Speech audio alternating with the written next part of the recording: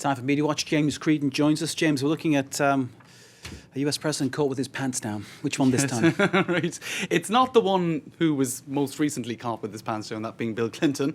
But it's a very similar story, actually. Now, this is a book that has just come out by the name of Once Upon a Secret, My Affair with President John F. Kennedy and Its Aftermath. Now, it's written by a lady called Mimi Alford, then Mimi Beardsley. She was a 19-year-old intern back when John F. Kennedy was in the White House.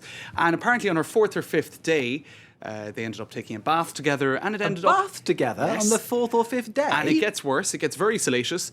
It ended up in Jackie Kennedy's bedroom, where things were taken, shall we say, a little bit further, right? Now, this... book was reviewed. I'm just perplexed. How'd you go from coming in as intern 4 days later being in the bath of the president? I suppose being a smooth operator and being a little bit, not impressed, caring too much about your marital vows. I don't know. But anyway, he did end up doing all that. And the book is pretty shocking, in fact, and it makes the Monica Lewinsky scandal look very, very tame indeed. Apparently, there was a certain amount of pressure to take drugs. Apparently... JFK shared this lady with a friend, and the details. You could go into those details, and they are quite interesting.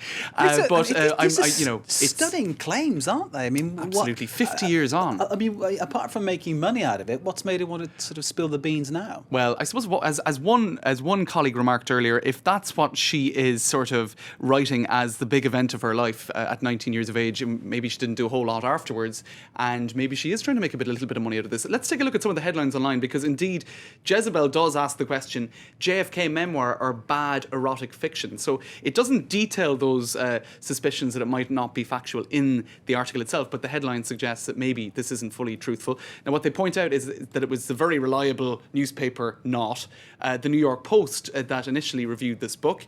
And over at Jezebel, they're saying, you'd want to kind of take the time to read this article and make sure you have time to have a shower afterwards, because it is pretty... it's creepy details, according to the book. Really? So it's certainly not flattering. And just a quick look at this tweet. JFK makes Clinton look like a choir boy. And I suppose the one thing to remark on with this story is we can see that this sort of behaviour didn't start with Bill Clinton, but what was there at the time of Bill Clinton and ever since is 24-hour news channels. Here we are. Twitter and company. One of these things, the words of my nana are coming into mind. My grandmother, she used to say, will they ever let the lad rest in peace? That's what she used to say when people talked about JFK. That's it. But it's one of these things, isn't it? Well, people have stories like that to tell. That's right. There's always going to be someone who's going to listen, as we've just seen here on Media Watch. That's right. What's next, James? Okay, well, let's go to another story, this time in Iran, and take a look at these pictures, Mark. These are Iranian female ninjas. Now, who would have known that this is a thing? Ninjas? This is a big thing, according to Press TV in Iran, who did a big report on it, and the Atlantic website has picked up on it as well. 3,500 women in Iran officially registered as training to become ninjas. It's a whole thing. Now, I suppose it's sort of ironic, because the outfit does sort of resemble the chador, which is the traditional Islamic dress in Iran. But the thing is, if you look past the costumes, as the Atlantic points out, you can glimpse the self-empowerment of these women in a society that seeks to rob them of power. That's the Atlantic's comment. Yeah. And apparently through sports, a lot of Iranian women are, achieving a certain degree of emancipation in perhaps not very predictable ways. So I suppose those pictures really are pretty, they speak 1,000 words.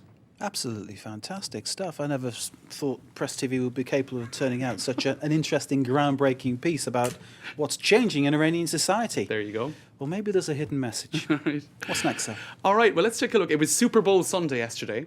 And when it's Super Bowl Sunday, what happens? People type into Twitter or search engines Super Bowl. But sometimes they get it wrong. And they type in superb owl as opposed to Super Bowl. Owl, okay. So all over Twitter last night and continuing into today, you had photos of owls going up because people picked up on the fact that this was being spelt all the time. So it's Superb Owl Sunday. Now, my favourite is this guy. He looks absolutely stunned and shocked. He looks like he's been hit by a linebacker, doesn't he? Poor owl. He looks like he's taken some illegal illicit substance. And I think this guy is actually my favourite because he is nothing less than superb. He's like great. a head like that. He's a superb owl. Definitely. He's a superb owl. So there you go. I just think it's quite funny how one little space in the difference you can go from Super Bowl to superb owl. It's not really the same thing. You certainly can. Did you watch the game? I didn't actually. It's one of these things where it's not just like you watch a game of football that goes on for 90 minutes. Super Bowl goes on for like hours and hours. That's right. And hours. It's a whole theatre. So it might be better doing superb owl. Right. Like you say. It's more concise. Lots of talk about Madonna as well, but nothing that original to point out. Just apart from the fact that people were talking about her. Which is kind of what goes on all the time with Madonna. It is. Yeah. She generates comment. Okay. James Creedon, for Thanks, Media Mark. Watch, we thank you. And for being yourself, we thank you too. I try. It's always a pleasure to have you, Thanks, Mark. James Creedon, the one, the only. Stay with us. We've got more news for you after this short break, which is coming up, including the situation in Syria. A hospital in Homs. These pictures seem to show patients having been, well, the place has been shelled, people are dying. It's a very dire situation in the Syrian city of Homs. We'll be joining Lucy Fielder, our correspondent in the region, for an update after the break. Stay with us.